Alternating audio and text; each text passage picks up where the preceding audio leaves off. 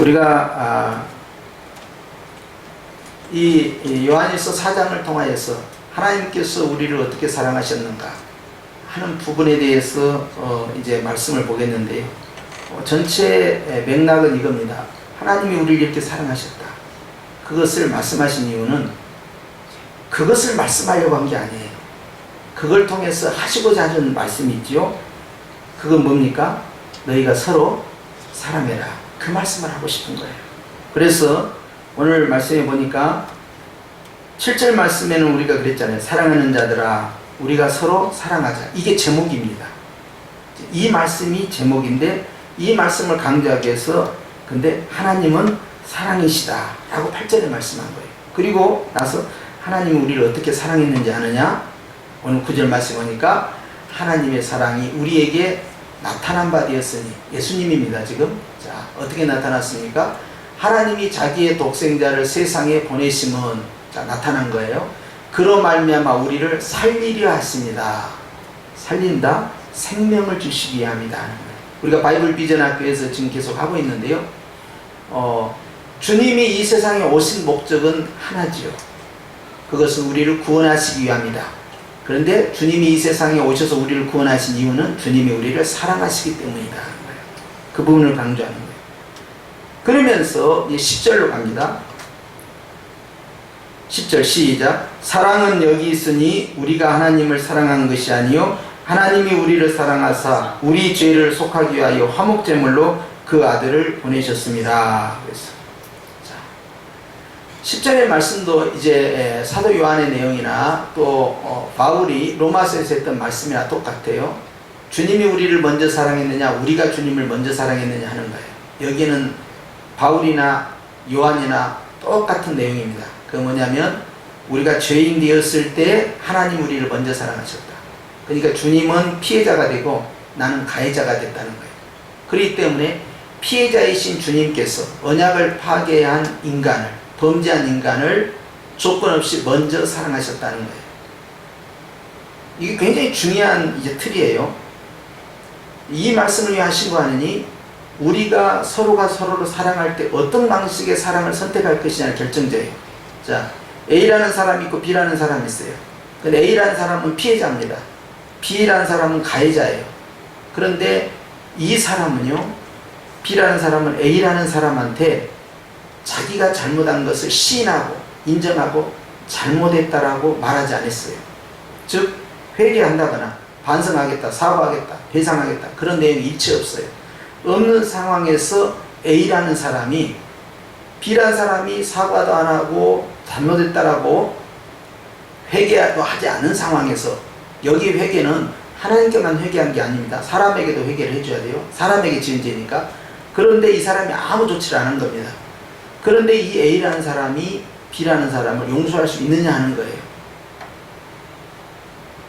일반 세상에서는 어떻게 되어 있냐면요. B라는 사람이 잘못했다고 인정을 하면 용서를 해주겠다는 거예요. 지금 한국하고 일본도 똑같은 논리예요. 어떤 사람은 일본이 지금까지 한국을 향하여 총리나 또는 장관이나 이런 사람들이 와가지고 무슨 30몇 번을 뭐 사과를 했다 어쨌다 이제 그렇게 주장한 이야기도 있고요. 또 어떤 쪽에서는 저 사람들이 진정성이 없다, 잘못했다고 말 안 한다. 일제시대 때 36년간 우리를 그렇게 괴롭게 하고 수탈을 했음에도 불구하고 정말 마음으로부터 진정한 진정성이 보이지 않는다. 정말 잘못했다는 걸 아는 거냐? 아니면 제국주의 야욕을 아직도 품고 있는 것이냐? 우리가 이렇게 만만해 보이냐? 5000년 역사에 있어서 우리가 얼마나 자기네들을 도와줄지언정 말이지. 돌아온 것이라는 말이요. 노략질을 해가고 해적들 그리고 임진왜란때 쳐들어오고 일제시대 때 말이지. 이 대한제국을 무너뜨리고 도대체 이 일본이라는 나라는 말이지 반성이 없다. 그런 감정을 갖고 있어요. 그러면서 여기는 진정성이 없다. 어떤 데서는 여기서는 지금까지 적어도 30번이 넘는 그러한 반성이나 사죄가 있었다. 이런 주장 가운데 있어요. 국민들 정서는 어떻습니까? 일본이 잘못했다고 한 것도 같은데 안 한 것 같은데 이런 정서가 있어요. 자, 그것을 교회로 끌고 옵니다. 성경으로 대입을 해요. 성경은 그럼 어떻게 가르치냐는 거예요. 성경은 굉장히 명확합니다. 그냥 분명히 버려요. 성경에서는 피해자와 가해자의 관계가 굉장히 단순해요. 왜냐하면 하나님과 우리와의 관계가 굉장히 단순하기 때문입니다. 하나님께서 피해자로서 가해자인 인간을 어떻게 사랑했느냐는 거예요. 일방적 사랑이죠. 인간이 사과를 했느냐, 반성을 했느냐, 회개를 했느냐, 아무 상관없이 예수님 일방적으로 오시죠. 그리고 인간은 계속적으로 가해자의 입장에서 하나님과의 언약을 깨뜨리고, 특별히 이스라엘 백성을 선택하고 이스라엘 백성을 민족의 대표로 세워서 제사장 국가로 세우려 했지만 그것조차도 무너졌죠. 그렇기 때문에 이스라엘 국가 밖에 있는 민족은 이미 하나님을 떠난 민족이고요.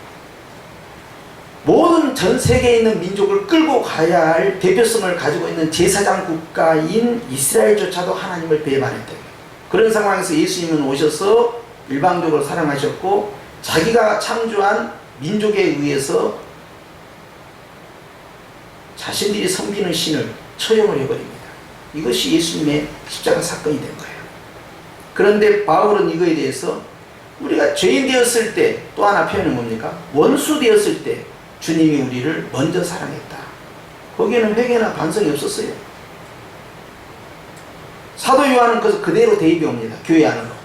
자, 우리가 서로 사랑한다 할 때 성격이 다르다, 생각이 다르다, 이런 케이스가 있어요. 자, 이 빌립보 교회가 이제 그런 케이스죠. 그래서 이제 그 안에서 이제 갈등이 일어나요. 자, 그런 내용이 아니라 실제 가해자와 피해자의 관계 속에서 교회 안에서 이걸 어떻게 볼 거냐, 성경은 어떻게 보느냐는 거예요. 성경은 아주 단순하고 명료합니다. 그건 뭐예요? 네가 잘못했다고 사과하고 반성하니까 내가 용서해 주겠다, 이렇게 나가야 될 거 아니에요. 이거 일반적인 원리입니다. 그러면 내가 생각해 보겠다. 그런데 성경 안에서는 정반대예요. 네가 회개를 하든 말든 그건 네 문제고, 나는 하나님 앞에서 내가 해야 할 것은 딱 하나라는 거예요. 네가 회개를 하든 네가 회개를 안 하든 나는 주님이 선택한 길을 난 선택한다. 그게 뭐예요?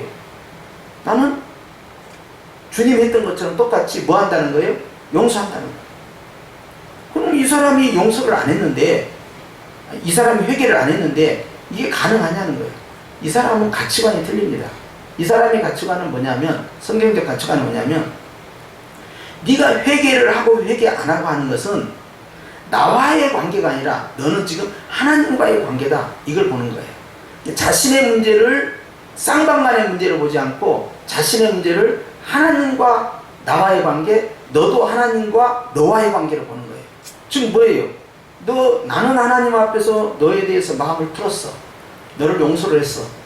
나는 내 자신에 대해서도 하나님 앞에서 나는 맺혀있는 것이 하나도 없어. 그런데 너는 회개도 안 하지. 내한테 잘못했다고 말도 안 하지.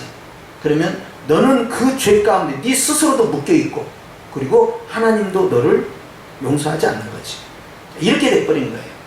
그러니까 네 문제는 나와의 문제가 아니라 이건 주님과의 문제다 하고 이것을 선긋기를 딱 해버린 거예요.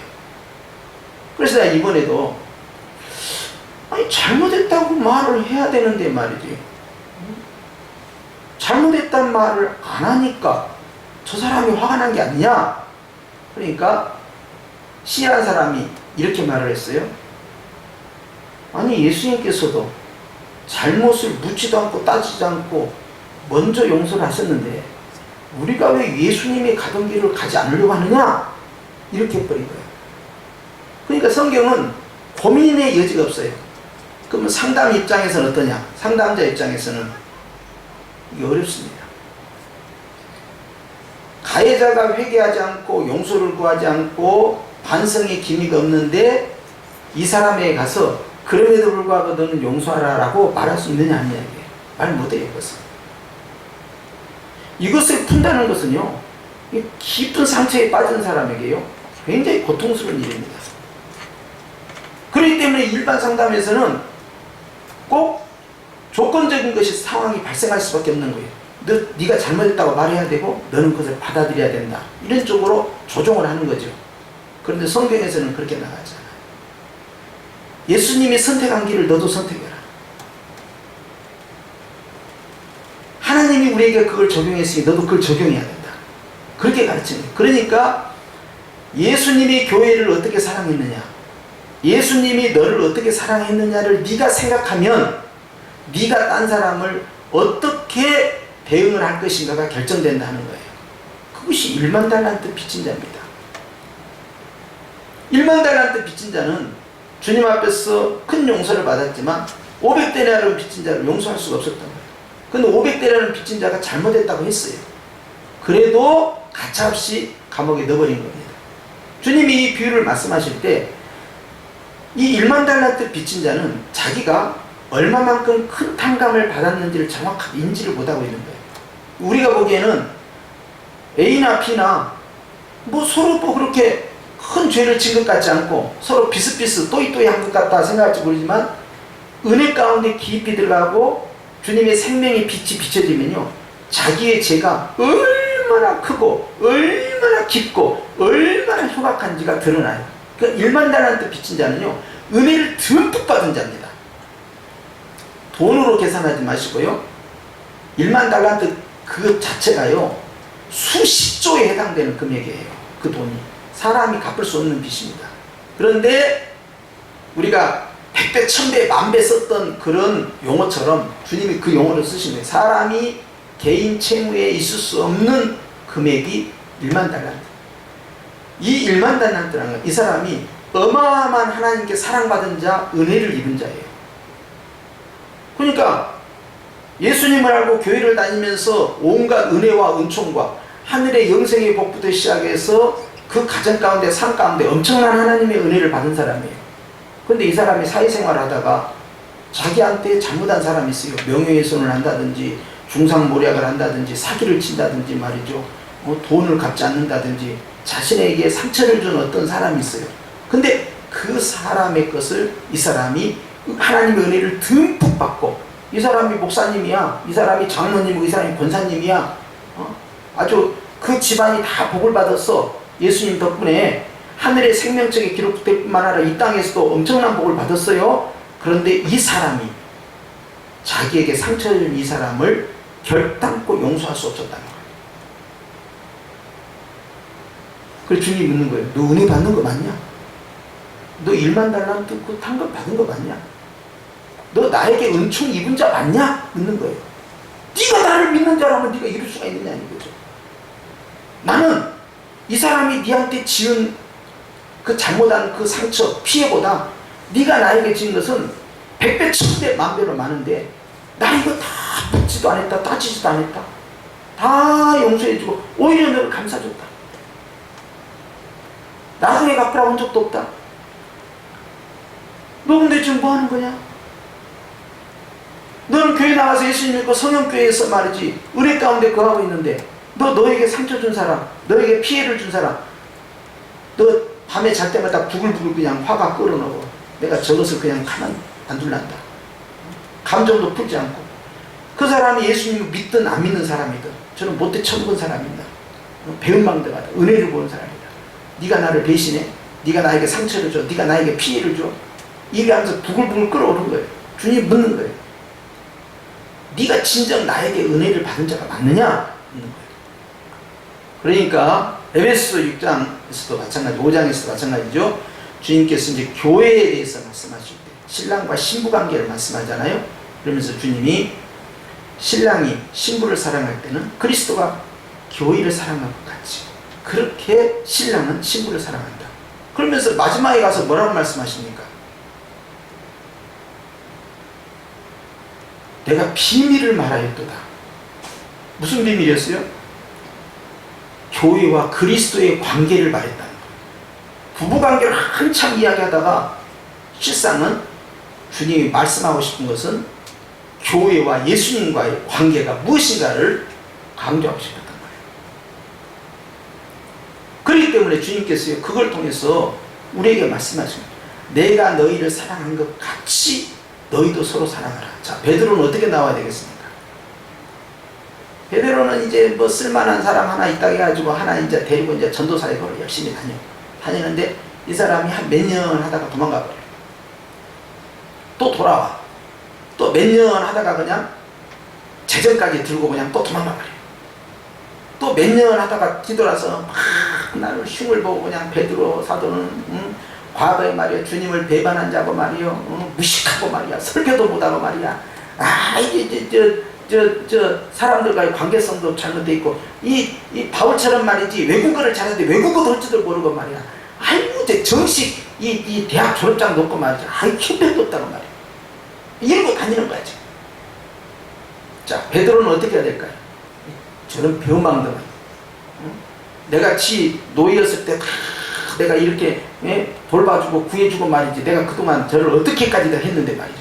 내가 몇 번이나 용서해 줬는데 저거 아주 인간 말종이구나 아주. 너는 가만두지 않겠다. 베드로가 이렇게 하느냐 이 말이에요. 베드로가 만약 그렇게 한다면 주님은 이렇게 말씀하시죠. 새벽에 다 울어라 그러시죠. 다 울어라. 양심이 있으면 깨닫는 거지. 사도의 수장으로서 말이지 주님의 마음에 대못질했던 그 사건을 자기가 잊을 수 있어요? 3번이나 부인하면서 주님을 향하여 저주까지 했는데 그래서 베드로는 베드로 기념교회를 세우고 그 위에다 십자가를 세우지 않고 닭을 세웠어요. 베드로 이 기념교회는 말이죠 닭이 있어요. 그걸 볼 때마다 닭 소리를 들을 때마다 마음에 찔림을 받는 거죠. 은혜를 받았으니까 그럽니다. 그러니까 베드로 입장에서는 자신을 배반하고 부인하고 중상보라고 하는 그러한 스태프들, 동역자들, 그러한 성도들에서 용서를 할 수 있겠어요? 못하겠어요? 용서하지요. 자, 사도 바울로 갑니다. 사도 바울이 교회를 개척했어요. 고린도 교회도 개척하고 어디도 개척하고 교회를 개척하고 다녔어요. 개척해가지고 거기에 이제 장로도 세우고 권사도 세우고 집사도 세우고 다 세우고 또 옮겨서 또 세우고 했어요. 그랬는데 어느 날 들려오는 소식이 이제 부목사가 보고를 하는 거예요. 바울 선생님 A라는 교회에서요 바울 선생님이 신학교 어디 나왔는지 모른다고 그러는데요 예수님 만난 경험이 있냐고 그렇게 묻더라고요. 그리고 정통 신학교를 안 나왔다고 그러대요. 다른 사도들하고 같이 안 다녔다는데 혹시 같이 목산수 받은 그 자격증 뭐 아니면 같이 찍은 사진 뭐 그런 거 있습니까? 그렇게 묻대요. 자 이렇게 합니다. 비랑교에서 와요. 선생님 비랑교에서 지난번 구제연금 걷어줬는데요 혹시 그 재정 정확하게 예루살렘 교회에 전달됐냐고 물어보는데 재정에 대해서 재정 보고를 다시 해야 된다고 그러는데 안 그러면 그냥 법적으로 대응을 해서 배임죄로 이거 검찰을 고발하겠다는 말까지도 나오고 그런 성도들도 있고 그래. 다 그런 건 아닌데 일부가 그럽니다. 어떻게 하면 좋을까요? 세 번째 C라는 교회로 갔어요. C라는 교회에서 보고 갔다 올라요. 바울쌤이 가르친 거 있잖아요. 오직 믿음으로만 가야 되고 믿음으로만 의롭다함을 받고 믿음으로만 구원받는다고 했잖아요. 그런데요 아니 예루살렘 이 서울대학교 출신 목사님이 말씀하는데요 야고보 교수님 이야기가요 그렇게 해서 율법을 무력화시키면 안 된다고 그러면서 이 바울생이 너무 한쪽으로 이렇게 편향되어 있는 신학사상을 갖고 있다고 이건 총회 이 신학부에 좀 보고를 해서 이단 조사처리위원회에서 이걸 좀 다뤄야 되지 않냐는 그런 이야기가 나왔다고 그래요. 자 현대적으로 잘 버전을 바꿔놨습니다. 그런데 A라는 B라는 C라는 교회가 다 사도 바울이 자기가 개척해갖고 자기가 다 키운 교회야. 그리고 말씀을 수없이 가르쳤어. 자, 그 상황을 보고받았어요. 자, 바울은 어떻게 할까요? 저런 못돼 처분건들 내가 가서 말이야 전부 다 치개버리고 야 이것들입니다. 가만히 은혜를 이렇게 배은망대 배신을 해? 야 사람을 얘기할 수가 없다. 그렇게 했을까요? 아니죠. 바울은 어떻게 했습니까? 나는 스테반을 죽이는 일에 동참했던 사람이야. 나는 다메섹에서 예수님 만났을 때 내가 예수님의 이 사역을 방해한 회방꾼이었고 교육 핍박자였고 주님이 말씀하실 때 네가 가시로 나를 찔러대서 내가 괴롭다. 나는 그런 말을 들은 사람이야. 나는 교회의 원수를 행했는데 이제 나에 대해서 그렇게 말한다고 해서 내가 그 사람들 용서하면 수 있는 다만 나는 사도가 맞고 나는 이방인 선교사에게 맞고 내가 전하는 복음은 예수님으로부터 직접 받은 거기 때문에 천사가 와서 딴 말을 해도 나는 물러서지 않겠다. 자, 이것이 바울의 모습이에요. 사도 요한이 계속해서 요한일서에 너희가 서로 사랑해야 한다. 특히 4장이 이제 핵심인데요. 너희가 서로 사랑해야 한다. 계속 반복합니다. 이걸 강조하기 위해서 하나님은 너희를 사랑했다. 이 말씀을 하신 이유는 주님이 너희를 어떻게 사랑했느냐? 이걸 묻는 거예요. 너를 위해서 모든 것을 일방적으로 희생하고 목숨까지 다 내고 너희가 회개하든 회개하지 않든 묻지도 않고 따지지 않고 주님은 피를 흘려 십자가에서 죽으셨다. 그걸 아느냐? 하는 거예요. 자, 그럼 다시 돌아갑니다. 원고는 피해자입니다. B는 피고입니다. 가해자입니다. 자, 둘이 붙었습니다. 이 사람이 은혜를 충만히 받은 사람이에요. 이 사람은 은혜를 못 받은 사람이고 심지어 이 사람은 교회도 안 다니는 사람이에요. 자, 근데 이 사람이 정말 못된 짓을 했어요. 자, 이 사람은 뭘 선택해야 될까요? 여러분, 이 사람이 A가 B를 용서하는 것이 쉬울까요? 용서 안 하는 것이 쉬울까요? 잘 생각해 봐요. 우리는 생각하기에 이 사람이 이렇게 상처를 입었으니 용서하는 것이 힘들 거라고 생각할 겁니다. 근데 이 사람은요, 딴 게 하나 있잖아요. 이 사람이 하나님의 은혜를 듬뿍 받은 사람. 자, 그렇다면 이 사람은 무엇이 쉽냐 이거예요. 용서하는 것이 훨씬 쉬워요. 이 사람이 만약에 예수님을 모르는 사람이 있다면 이 사람한테 가서 성경에 보면 예수님도 용서하셨으니까 당신도 용서하시고 저 교회 안 다니거든요. 이렇게 해버리면 상황이 끝나버려요. 근데 이 사람이 예수님을 잘 믿는 사람이에요. 은혜를 듬뿍 받은 사람. 주님의 십자가의 은혜를 경험한 사람이에요. 영생이 있음을 아는 사람이에요. 이 사람이 무엇을 선택한 것이 쉽겠냐? 푸는 것이 쉽죠. 이게 왜 중요하냐면 이 사람이 A라는 사람이 B라는 사람의 문제를 풀어버리잖아요. 그러면 이 사람은요, 주님이 가신 길을 갈 뿐만 아니라 내가 땅에서 풀었기 때문에 하늘에서 하나님과 나 사이에 막힌 것이 하나도 없는 거예요. 이 사람이 뭘 선택해야 되냐 이 말이에요. 자, B라는 사람한테 갑니다. B라는 사람은 못돼 처먹었어요. 이 사람은 끝까지 이렇게 용서해 주는데도 반성을 안 해. 회개도 안 하고 한마디 사과도 안 하고 그렇게 엄청난 피해를 줬으면 좀 배상이라도 해야 되는데 그렇게 많이 갖고 있으면서도 돈도 갚지도 않아. 세상에 이런 파렴치한 인간이 어디 있어요? 자, 이 사람은 A라는 사람이 용서를 해줌으로써 이 사람은 이제 A와 B의 관계는 깨졌어요. 근데 문제가 붙었네요. 이 사람은 어떤 문제가 붙었습니까? 하나님의 진노가 머물러 있어요. 왜? A라는 사람이 안 풀어버렸으면 이 사람의 문제는 A와 B의 문제가 되는데 A라는 사람이 풀어버렸기 때문에 이 사람의 문제는 A와 B의 문제가 아니라 이 사람은 B와 하나님과의 문제가 되버려요. 그럼 남아있는 건 하나예요. 주님의 공의로운 평가밖에 없는 거예요. 이제는 너는 딱 걸렸어. 주님께 시골 말로 뒤지게 얻어 터지고 회개하고 돌아오든지 아니면 너는 아주 끝까지 주님이 끌고 가는 거야. 이제 둘 중에 하나야. 너는 어떻게 할 거냐? 심각한 문제가 됐죠. 자, 일본 문제로 갑시다. 일본이 우리에게 고통을 줬어요, 안 줬어요? 줬지. 우리는 일본이 우리에게 도움을 준 것은 기억 안 나. 원래 사람은 그런 거예요. 우리에게 상처 준 것만 기억나. 실상은 일본보다 더 상처를 준 사람은 중국 사람들이에요. 5000년 역사에 우리를 끊임없이 괴롭힌 나라가 중국이었어요. 그런데 그 기억이 안 나. 우리 머릿속에. 자, 일본이 생각나.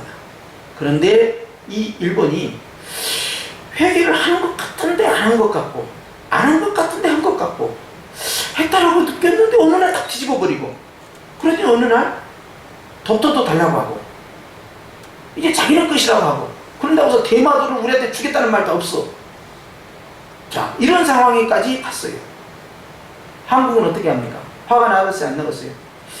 쬐까는 것들 말이야. 고려시대 때나 말이야. 조선시대 때도 말이야.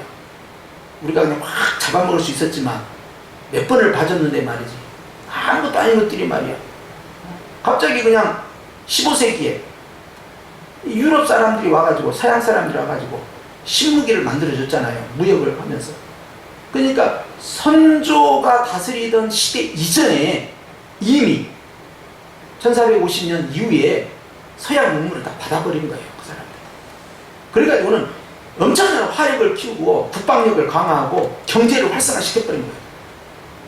그런 상황에서 또 히로부미가 보니까 이거 각 성마다 영주들이 다 잘난 척하고 힘겨루게 하고 하니까 내부를 말이죠.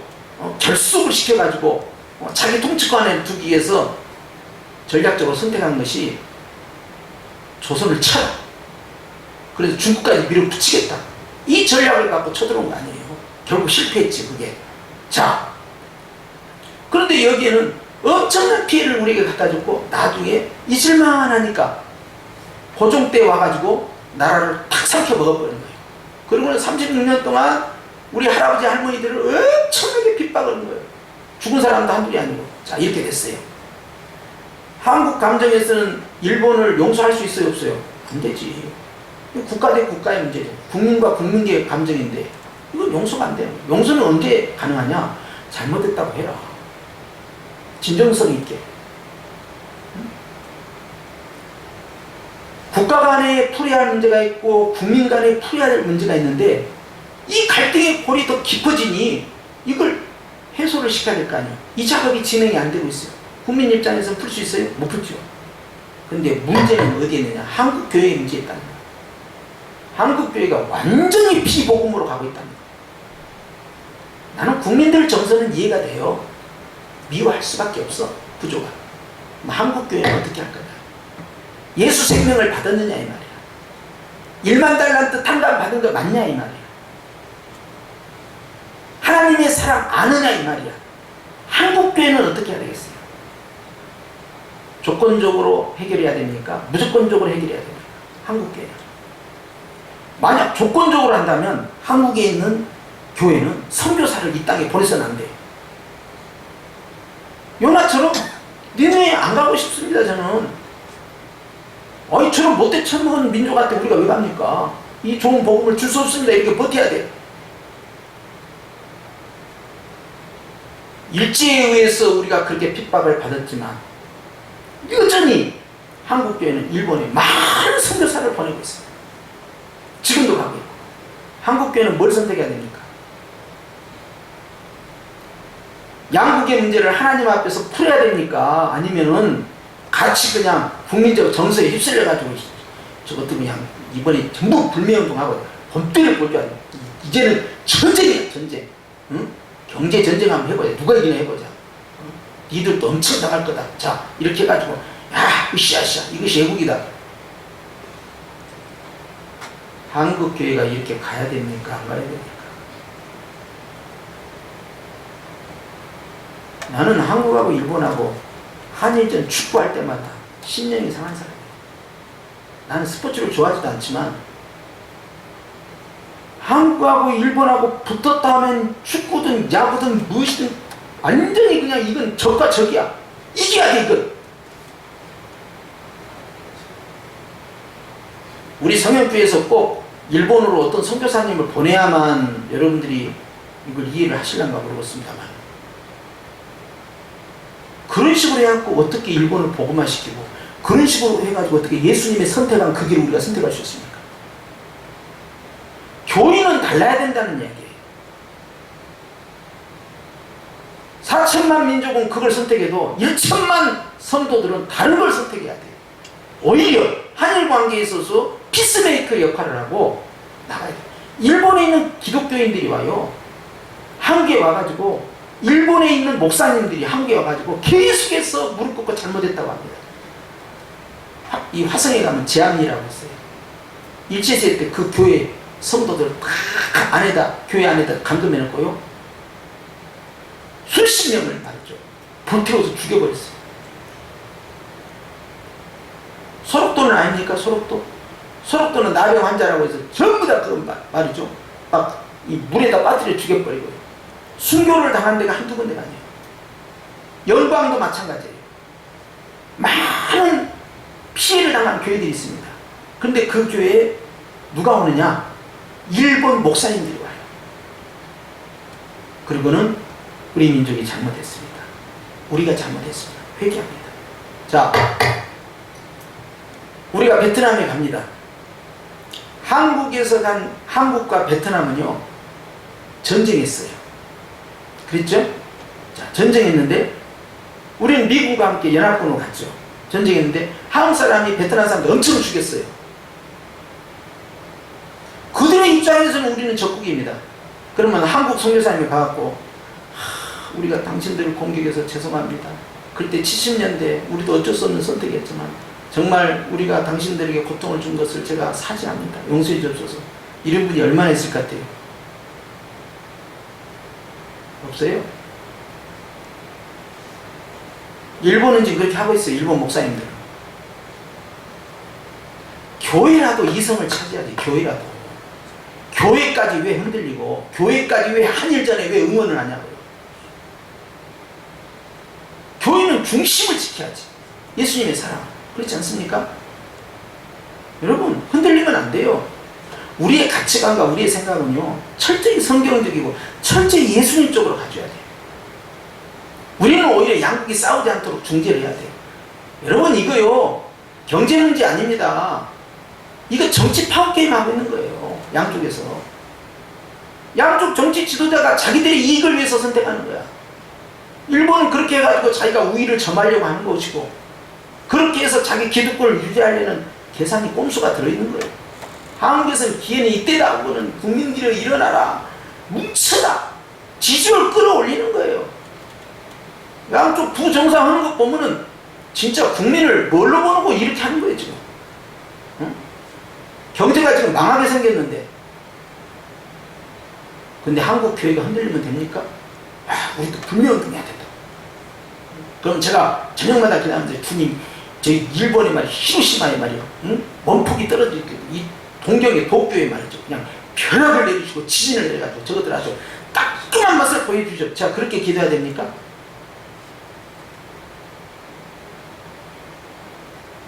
주님이 그걸 원하실까요? 사도들이 그걸 원할까요?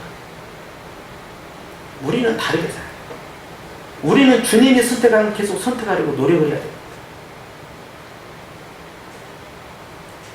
A라는 사람이요 B라는 사람에게 마음을 풀지 않고 복수의 길로 가는 거 그것보다 훨씬 쉬운 길이 있어요. 그리고 복된 길이 있어요. 그건 주님이 선택한 길로 내가 이 문제를 주님께 맡기고 이 문제를 내 손에서 떠나게 손을 펴버린 거예요. 너무 괴로우니까. 그래서 나는 용서라는 걸 선택하는 거예요. 이것이 이 사람의 최고의 치유의 방법입니다. 그리고 이 문제를 주님께로 끌어올리는 거예요. 그리고 나는 이 문제로부터 자유로워지고 그리고 주님이 주고자 하는 그 복을 내가 받는 통로가 되는 거예요. 그래서 이걸 선택하는 거예요. 무엇보다도 예수님이 그걸 원하기 때문에. 이론이 아닙니다. 우리는 실제 이렇게 계속해서 가져야 돼요. 제가 막상 피해를 입고 정말 왼수 같은 인간인데 응?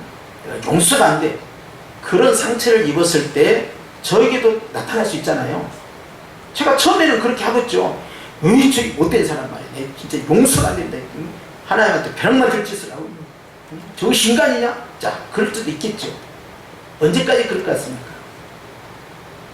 하룻밤 지나고 새벽에 기도할 때도 내가 너를 언젠가는 복수하리라. 내가 너를 가만두지 않으리라.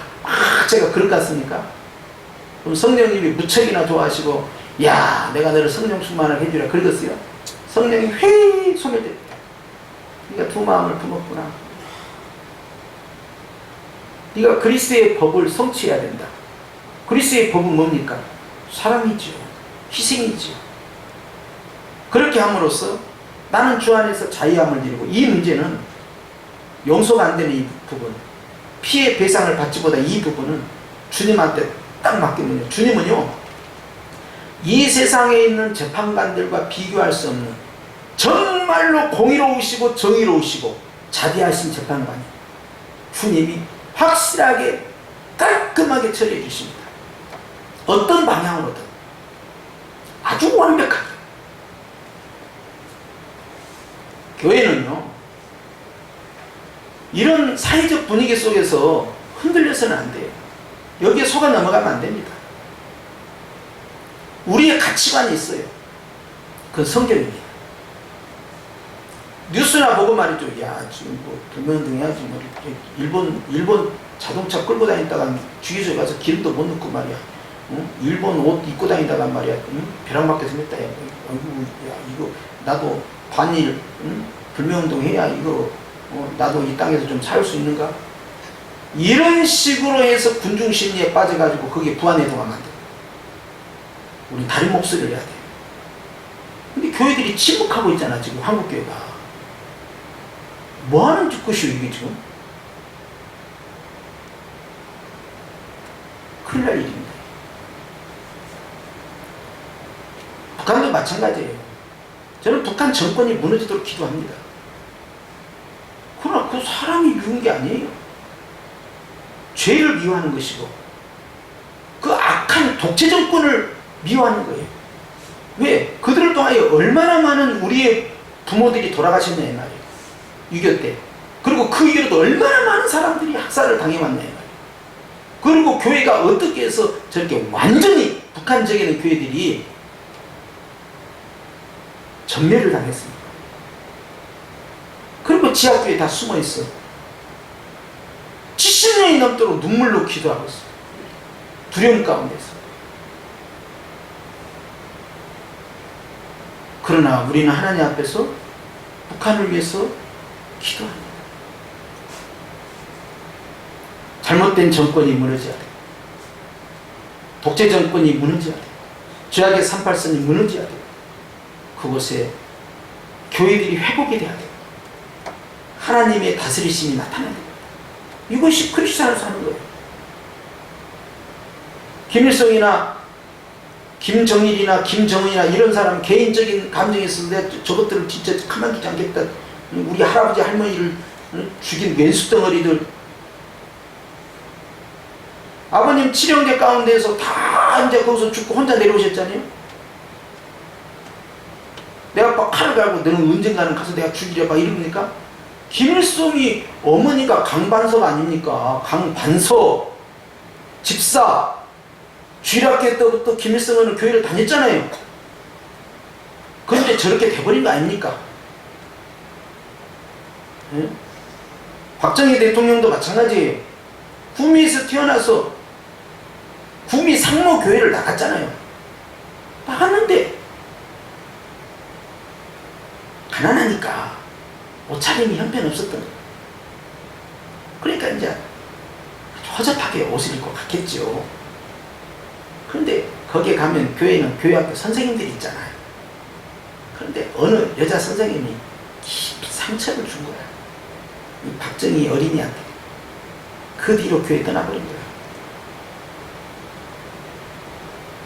그래 나중에 구미 상목교회를 또 건축을 했어요. 이제 대통령이 된 다음에 건축한다는 이야기를 듣고 제가 알기로는 이유락 씨로 알고 있는데 이제 건축 헌금을 또 보냈다 하더라고요. 그쪽에다가. 참 얼마나 한 영혼을 잃어버렸는데 그 사람이 대통령이 될 줄 누가 알겠냐 말이에요. 그럼 완전히 주님을 떠나버렸잖아요. 부인은 완전히 불교로 가버리고 유경수 여사는. 교회는 달라야 돼요. 일반 세상과 다른 가치관과 판단력을 가지고 있어요. 광우병 파동할 때도 그 난리를 치면서 말이죠. 들었다 놨다 하고 말이에요. 교회가 이런 식으로 정권에 따라서 좌로 가고 우로 가고 그러면 어떻게 합니까? 주님은 여호수아에게 좌도 쓰지 말고 우도 쓰지 말라고 했어요. 중심을 잡고 가라는 거야. 좌우로 치우치지 말고. 저는 호남 사람이에요. 그럼 호남 사람이니까 맨 민주당만 지지할까요? 아니 우리에게 민주당이 어디 있고 한국당이 어디 있어요. 우리는 예수당이야. 우린 천국이라고. 중심을 잡아야지. 교회마저 이 정치 노름에 다 빠져들어가지고 말이야. 응? 이 한일 관계에 있어서 교회들이 목소리를 내야 될 거 아니에요. 지금 총회도 목소리를 내고, 국민들은 말이죠, 더 깊은 상처 가운데서 일본 놈들 내가 가만히 있지 않겠다고 막 이렇게 더 그냥 화가 나 있는데, 교회들은 뭐 하고 있냔 말이죠. 응? 피스메이커 역할을 해야 된다 아닙니까? 미국에 있는, 일본에 있는 목사님들 대거 초청을 해서 말이죠. 이번 9월달에 가을 총회니까 오셔서 그분들 입장에서 평화 선언을 하게 만들고, 한국 교회도 화합과 화해의 선언을 하게 만들고, 이런 운동을 교회가 일으켜야 될 거 아니에요. 교회마다 싸우고 말이에요. 저것들이 말이에요, 우리를 쳐? 어디 보자. 응? 이제 말로 받았으니까, 대로 받았으니까 말로 이제 빨리 두고 보자.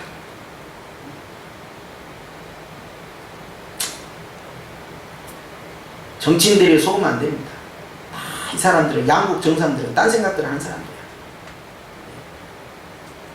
교회는 주님이 원하는 길을 선택하고요, 주님이 가는 길로 계속 가는 거예요. 스포츠는 스포츠로 끝나야 돼요. 여기에 딴 것이 개입이 되니까, 여기다 이념이 들어가고 사상이 들어가고 편가리가 들어가니까 이번 놈들 그냥 가다가도 엎어져야 돼. 저놈들 가지고 막 이런 마음이 받습니다. 여러분, 절대 그건 아니에요. 크리스찬들은 그렇게 사는 게 아니에요. 우리 세계 선교 못합니다. 미워서. 베트남 사람들 우리 선교사들한테요 절대 해보지 안 합니다. 그리고 공안들도 다 알아요, 선교사들인지. 근데 중국 저 못된 사람들은요, 우리 선교사들, 전 세계에 있는 선교사들 거의 다 추방 다 해버렸어요. 중국이 미운 것이 아니라 시진핑이 그렇게 한 거야. 자기 권력 강화를 위해서 한 거요. 그래, 기가 막힐 일이지. 근데 베트남은 그렇게까지 안 해요. 그럼 베트남 사람 입장에서, 야, 74년대 와가지고 말이야, 응? 그때 우리 얼마나 한국 사람들이 많이 죽였어. 미국보다 더 악랄하게 죽였다더라. 저도 그런 말을 많이 들었어요. 아주 잔혹하게 우리도 그냥 죽였다 하더라고요. 그러면 와서 이제, 응? 우리에게 감정적으로 대응하고 그러겠어요? 그런 거 없어요. 한국에서 왔다 하면 좋아라고 하고, 심지어는 얼마나 여자들이 며느리로 와가지고, 응? 여기 결혼하고 그럽니까? 가끔 막 누가 줄게 맞았다는 엉뚱한 막 그런 나가지고 깜짝깜짝 놀라게 만들지만, 왜 외국에서 온 여자들 줄게 패고 그러냐? 멀리서 왔으면 서로 마음 붙여서 오손도손 잘 살아야지. 사랑하기에도 부족한 인생길인데 줄게 패고 그냥. 또 반대편에서는 때리기만 해. 내가 2년 여권만 딱 이거 했다가 나는 여기서 영주권 받아가지고 너하고 이혼하고 산다. 그런 사람도 있다 하더라고. 안타까운 일이에요. 오늘 주님은 성경에서 그렇게 가르칩니다. 예수님 독생자로 오셔서 우리를 살리셔서 희생하셨다. 10절 말씀은 화목제물로 그 아들을 보내셨다. 예수님이 대신 죽었다 이 말이에요. 그런데 자, 요한의 버전입니다. 얘들아, 하나님은 예수님을 그렇게 죽이면서까지 우리를 사랑하셨는데 니들끼리는 어떻게 해야 되겠니? 지금 그 말입니다. 나이 많은 늙은 사도가 지금 그 말을 하고 있어요. 여러분, 특히 기도하는 우리 성도님들, 또 우리 권사님들, 기도할 때 중심 잡고 기도하십시오. 흔들리면 안 돼요. 우리는 온 세계를 향하여 그리스도의 사랑을 전파해야 되지. 우리가 이 민족주의에 갇혀가지고, 나 대한민국을 사랑하지만요, 그러나 또 대한민국을 뛰어넘어서 해야 할 우리의 영적 사명이 있다는 걸 아셔야 돼요. 주님 앞에서 우리가 선택할 길이 뭔가를 봐야 돼요. 일본 사람들이 다 잘했다는 게 아니에요. 그러나 지금처럼 이렇게 플레임을 짜가지고 가버리면요, 한일 관계에서는요, 누가 이걸 푸냐 이 말이야. 교회가 이걸 풀어야 되는데, 교회까지 흔들려버리면. 기억하시면서 국가적 문제뿐만 아니라 개인의 문제도 마찬가지입니다. 상처받은 자와 상처를 준 자 관계를 어떻게 할 것이냐. 주님이 선택한 길을 따라가라. 그것이 오히려 더 쉬운 길이고 그것이 복받는 길이고. 그러니까 상처를 준 자가 상처를 받은 자에게 사과하는 것과 관계없이 내가 취할 나의 선택이 뭐냐? 그걸 묻는 거예요. 그걸 잊지 마시고 여러분들 주 안에서 흔들림 없이 마음을 다스리고 승리하시길 예수님을 축원합니다. 기도하십시다.